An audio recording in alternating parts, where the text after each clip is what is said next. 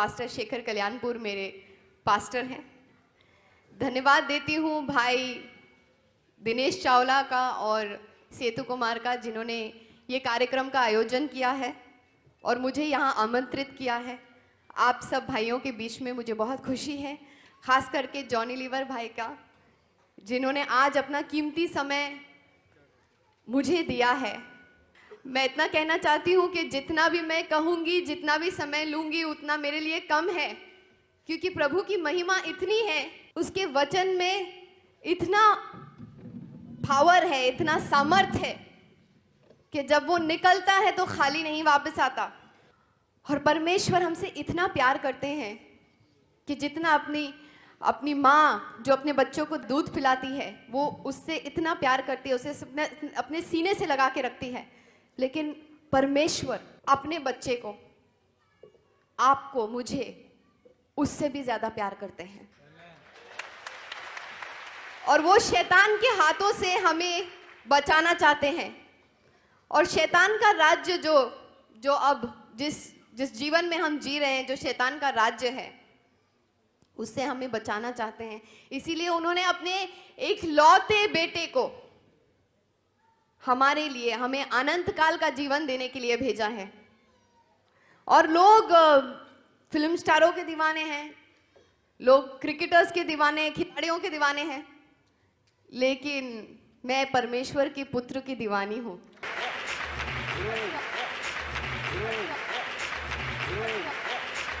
जो लोग मुझे नहीं जानते, मेरा नाम नगमा है और मैं बम्बई में पली बड़ी जन्मी हूँ।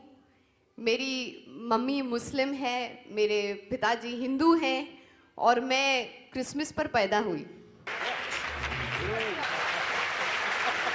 तो मैं सब कुछ मैं मानती हूँ, लेकिन कि मैं क्रिसमस के दिन पे पैदा हुई तो मुझे हमेशा ये लगता था कि मैं स्पेशल हूँ और मैं यीशु को बहुत प्रिय हूँ।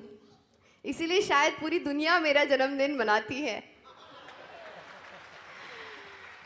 और मैं आपसे इतना कहना चाहती हूँ कि जात पात में मैं नहीं मानती। यीशु भी धर्म के लिए नहीं आए थे। यीशु प्यार बांटने के लिए, सत्य बांटने के लिए और हमें सही रास्ता दिखाने के लिए आए थे, क्योंकि वही है सही रास्ता, वही है सत्य और वही है जीवन। और उसी के द्वारा हमें अनंत जीवन प्राप्त है। मैं सिर्फ ये कहना चाहती हूँ आपसे कि पिछले 20 सालों से मैं फिल्म इंडस्ट्री में हूँ।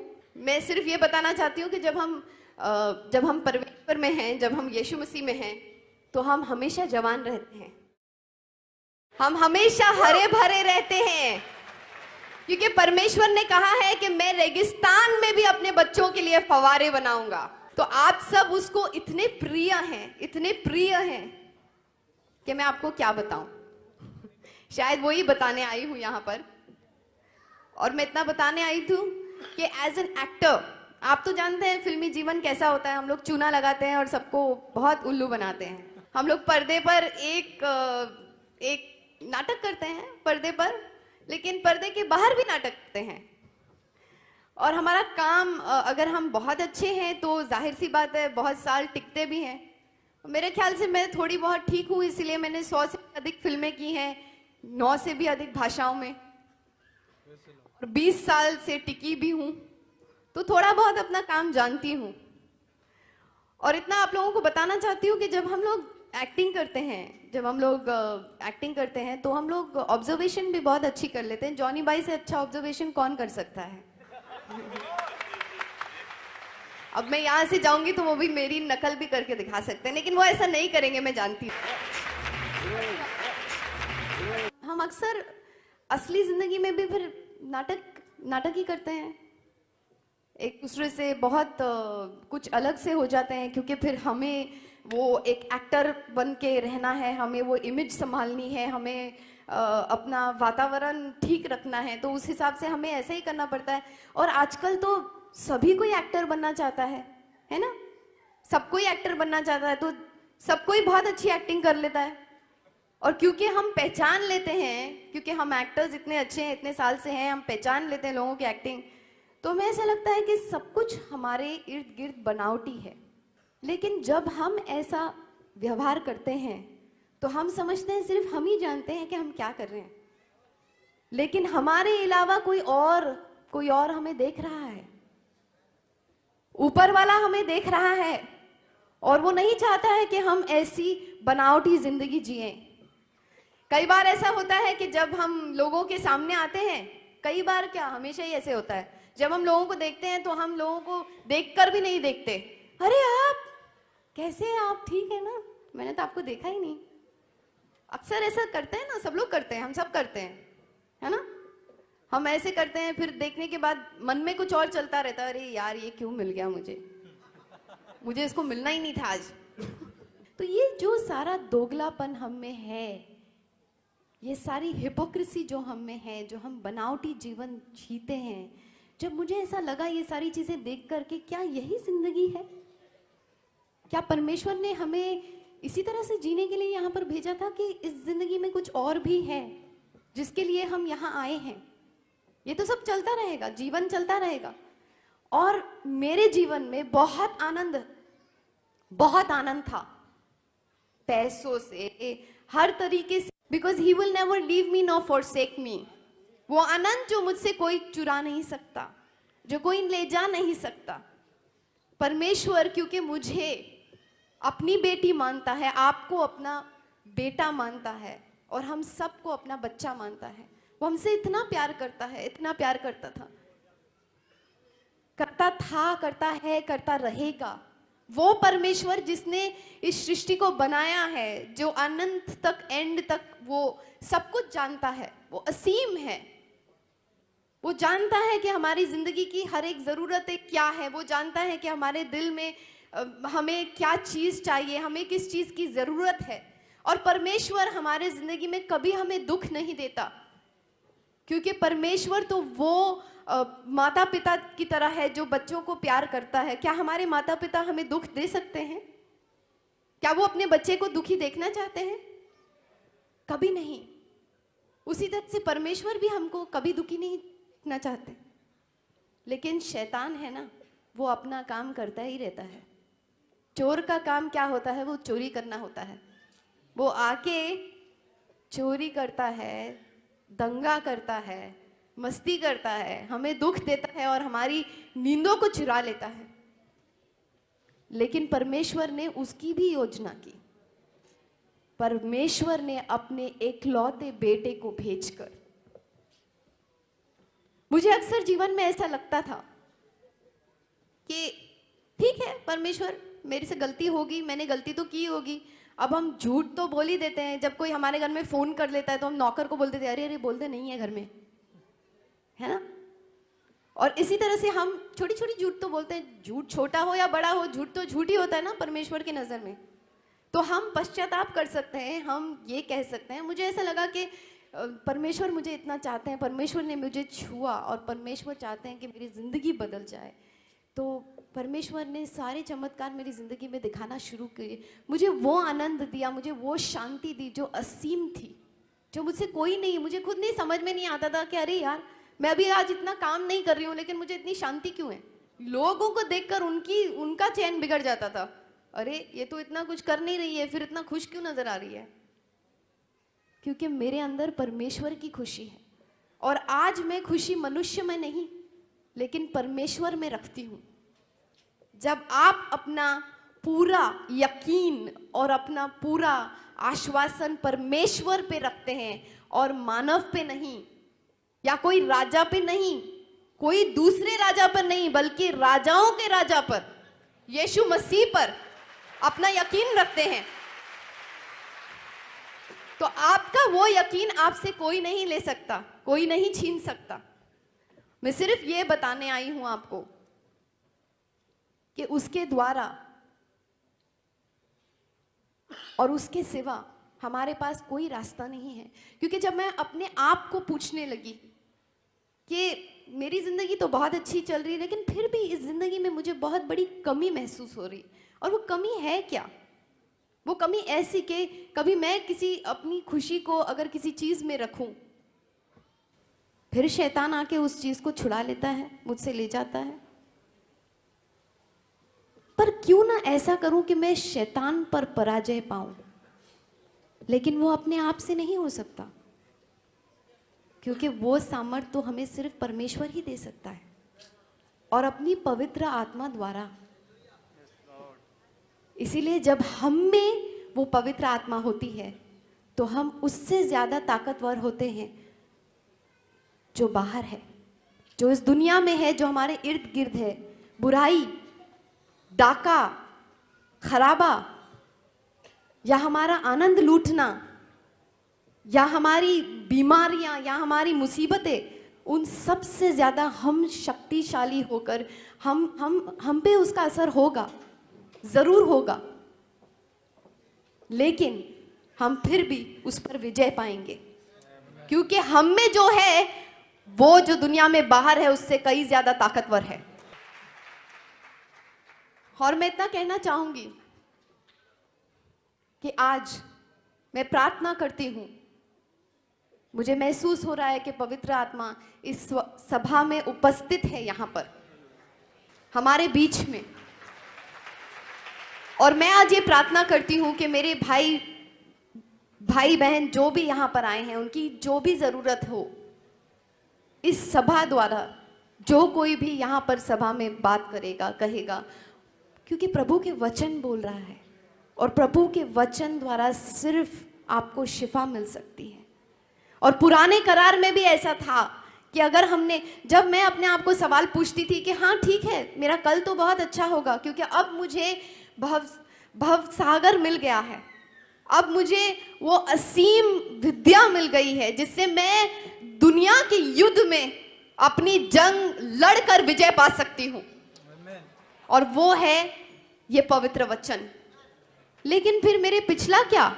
अगला तो सब ठीक है, पिछले का क्या? पिछला कैसे ठीक हो सकता है? तब प्रभु ने मुझे जवाब दिया कि वो तो सिर्फ मेरा बेटा ही ठीक कर सकता है, क्योंकि उसे मैंने एक